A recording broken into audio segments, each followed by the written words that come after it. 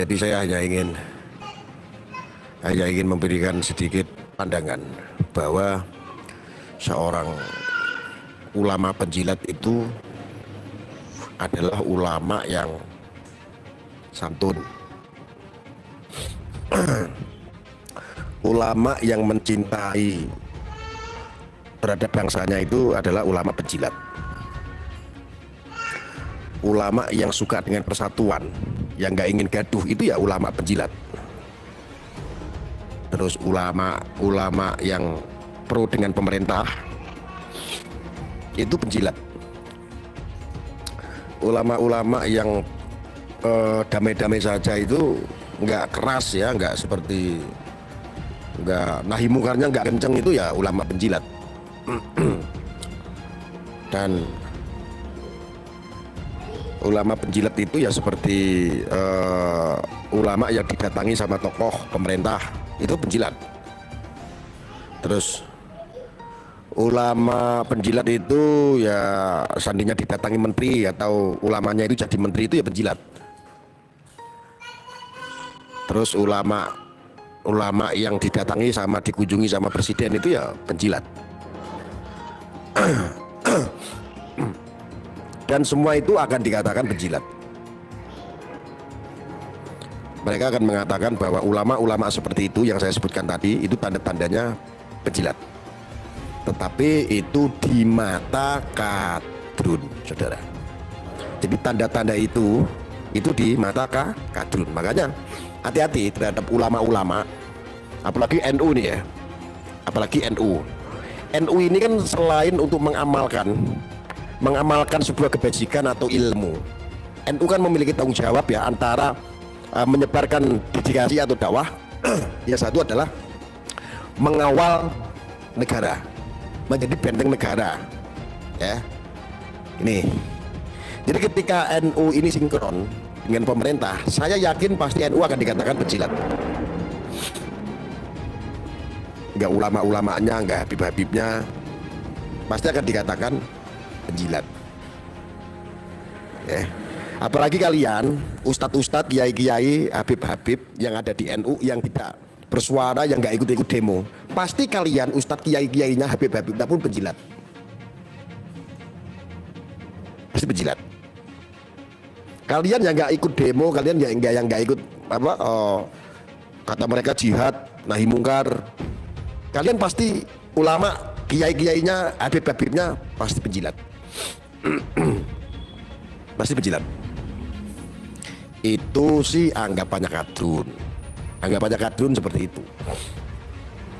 Maka tidak heran, makanya yang di NU ya, wabil khusus yang di NU yang selalu mengawal bangsa ini, yang selalu mengawal pemerintahan di pemerintahan manapun, yang selalu mengawal negara, yang menjadi benteng negara, NU, ulama-ulamanya, kiai-kiainya, habib-habibnya, hati-hati, kalian pasti akan dihinakan seperti itu. Anda akan dicap sebagai penjilat. Gus Nur Suki dapat gelar dari mana ini? Dari Minang, Kiai Haji Suginur. Ya enggak apa-apa. Kiai Haji Suginur, ya enggak apa-apa. Ya namanya kiai, ustadz. Itu kan kehormatan atau mendapatkan gelar dari seseorang. Bukan dari Tuhan, bukan dari Tuhan. Gus, kiai, ustadz, habib, itu kan untuk kepentingan dakwah saja. Sebenarnya dakwah itu ada yang baik, ada yang enggak. Ada yang dakwah di jalannya setan, ada yang dakwah di jalannya Nabi. Itu an-Nabi. Gus mau tanya, Tuhan artinya apa? Tuhan itu artinya itu ya tergantung ya, kita mau ambil dari jamak atau dari apa. Kalau dari jamak itu Tuhan itu seorang junjungan. Kalau dari bahasa Melayu, Tuhan itu adalah kata Tuhan itu kata plesetan daripada kata Tuhan. Itu Tuhan. Yang memiliki kuasa itu adalah Tuhan. Artinya banyak sekali. Tuhan itu ya Tuhan. Seorang yang memiliki wewenang itu ya Tuhan.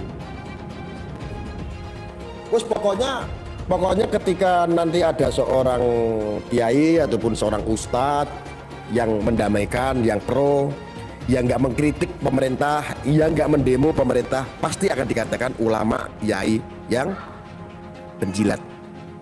Ini adalah versi otak-otaknya kadrun. Kadrun. Pasti seperti itu.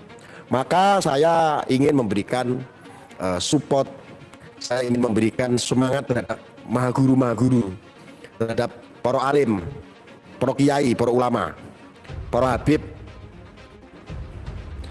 Sudah jelas guru-guru kita akan diperlakukan seperti itu. Jadi untuk guru-guru kita jangan sampai lelah, cuekin aja. Karena ya kadrun itu omongannya ya memang seperti itu. Ya seperti itu kadrun itu. Dulu memframe istilah kadrun aja. Kadrun itu kan hanya bahasa satire ya. Ucapan kadrun ini kan hanya bahasa satire sebetulnya. Tetapi mereka suka mematahkan dari kata-kata kadrun karena mungkin dengan istilah kadrun itu, panggilan kadrun mereka nggak suka. Mereka nggak suka dengan panggilan kadal gurun. Karena kadal gurun itu bukan orang Arab, salah lagi ya. Kadrun itu kalau dijabarkan, ditafsirkan, kadrun itu kadal gurun. Sudah jelas di gurun itu tidak ada kadal. Kadal itu adanya di Indonesia. Maka ketika ada sebutan kadal gurun, berarti kadal itu adalah Indonesia, gurun itu adalah ke timur-timuran. Jadi kalau ada orang Indonesia ke timur-timuran sehingga tidak menghormati bangsanya sendiri, tidak mencintai bangsanya sendiri, itu disebutkan kadrun. Lah mereka suka memframing, membentur-benturkan. Kadrun itu adalah makian seorang PKI terhadap ulama, membentur-benturkan PKI. Goblok nggak? Goblok. Orang-orang seperti itu tuh goblok memang. Dulu saya aja pernah mendengar yang dimaksud oleh Habib Bakil, Habib Husain, ya, pernah mengatakan sebetulnya Habib itu kena hoak juga waktu itu. Mengiyakan, yang diiyakan adalah kata-kata sodrun, bukan kadrun. Sodrun itu sama kadrun beda. Kalau sodrun memang di zaman PKI dulu pernah ada sebutan itu. Tapi kalau kadrun itu kan baru kemarin. Nah, dulu makanya Habib Husain Habib Husain Tuban itu juga pernah dapat hoax. Padahal yang dimaksud oleh Habib itu adalah sodrun, bukan kadrun. Waalaikumsalam warahmatullahi wabarakatuh. Salam santun, gempong. Lah, itu aja dibentur-benturkan karena jengkelnya mereka nggak mau disebut kadrun. Jadi sebutan kadrun itu buat mereka itu sangat menyakitkan. Terbongkar keduanya. Jadi sangat menyakitkan, maka disebut kadrun itu mereka sakit, akhirnya membenturkan bahwa seolah-olah sebutan kadrun ini adalah sebutan kepada seorang ulama. Yang mengatakan itu adalah para PKI zaman dulu. Saya kasih tahu ya, itu hoak. Nggak ada zaman PKI itu kata-kata kadrun, itu tidak ada. Hoak. Itulah kelakuannya kadrun kayak begitu ya. Gus, Ketua MUI mengundurkan diri, ya bagus. Bagus. Saya itu sebetulnya kalau nggak melihat dari ulama-ulama NU saja, sesungguhnya saya melihat MUI itu bukan Majelis Ulama Indonesia, bukan, tapi Majelis Halal Haram. Lebih tepat itu bukan ulama, tetapi Majelis Halal Haram. Halal haram saja, bisnis, itu kan majelis bisnis, saya boleh mengatakan itu. Kalau saya tidak melihat di dalam MUI itu adalah ada seorang ulama dari NU, aku jujur nggak sudi sama sekali, yakin. Ya sesungguhnya itu aja, saya karena masih kadang-kadang pikir-pikir, karena melihat, oh ya Allah, masih ada abaya kita di MUI. Makanya kadang-kadang saya itu masih agak sedikit jaga jarak, agak sedikit rasis, agak sedikit. Karena apa? Masih melihat di dalamnya ada orang NU. Jujur kalau sudah tidak ada orang NU, ya saya kalau masalah MUI mau dibubarkan, saya tidak sepakat. Saya tidak sepakat, saya pribadi tidak sepakat kalau MUI itu dibubarkan. Saya lebih sepakat itu orang-orang MUI, pengurus-pengurusnya kadrun, HTI, orang-orang FPI itu dibubarkan saja, diganti dengan ulama-ulama yang sahih, ulama-ulama yang betul-betul mengawal ideologinya kepada pemerintah, kepada bangsa kita, kepada negara kita. Loh ya kan yang lucu, loh MUI itu dibayar sama pemerintah, MUI itu dibantu sama pemerintah. Lah masa orang yang pengurus MUI ikut-ikutan mendemo pemerintah? Loh ini kan goblok. Kan goblok kayak begitu. Lucu, ini namanya makar. Ini namanya pengkhianatan. Sokih. Sokih gak? Sokih ya? Itu namanya pengkhianatan. Ya pemerintah dibayar karo rakyat, Gus. Itu namanya konstitusi. Kenapa saya itu tidak setuju kalau MUI itu dibubarkan? Mohon maaf saudara-saudaraku. Ini yang bermasalah kan bukan MUI-nya, tetapi orang-orang yang di dalam MUI itu isinya adalah orang-orang HTI. Orang-orang yang sudah terpapar teroris. Orang-orang yang sudah terpapar oleh paham-paham radikalis. Ini yang jadi masalah bukan MUI-nya. Kalau kita melihat dari kata MUI, Majelis Ulama Indonesia, kita takdim. Loh, ini orang-orang ulama loh. Ya, walaupun sebagian bisnisnya adalah tentang halal dan haram, stempel halal dapat duit, stempel halal dapat duit, jelas lah. Kan memang gak ada yang gratis. Ya. Enggak. Bisnis lah katakanlah itu bisnisnya. Tetapi yang jadi masalah bukan MUI-nya, tetapi orang-orang yang di dalamnya itu. Yakin saya, kalau gak ada ulama NU digempur habis MUI itu. Ya makanya saya itu sering teriak-teriak itu untuk rekan-rekan kepolisian, wabil khususnya dari Densus 88, kembangkan itu MUI itu sarang.